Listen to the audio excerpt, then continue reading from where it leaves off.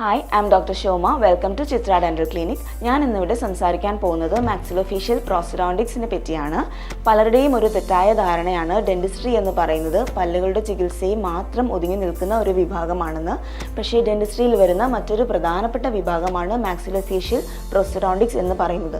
എന്താണ് ഈ maxillofacial പ്രോസ്റ്റഡോണ്ടിക്സ്? ആക്സിഡന്റിലൂടെയും cancer തുടങ്ങിയ രോഗങ്ങളിലൂടെയും ഫേഷ്യൽ സ്ട്രക്ചേഴ്സ് നഷ്ടപ്പെടുന്ന ധാരാളം ആളുകൾ നമ്മുടെ ഇടയിലുണ്ട്. പിന്നെ ജനിതക വൈകല്യങ്ങളുള്ള കുട്ടികൾ ധാരാളം നമ്മുടെ ഇടയിലുണ്ട്. സോ ഇങ്ങനെയുള്ള ആൾക്കാർക്ക് നഷ്ടപ്പെടുന്ന ഫേഷ്യൽ സ്ട്രക്ചേഴ്സ് ആർട്ടിഫിഷ്യലായി റീപ്ലേസ് ചെയ്ത് കൊടുക്കപ്പെടുന്നതിനെയാണ് നമ്മൾ മാക്സിലോഫേഷ്യൽ പ്രോസ്റ്റഡോണ്ടിക്സ് എന്ന് പറയുന്നത്.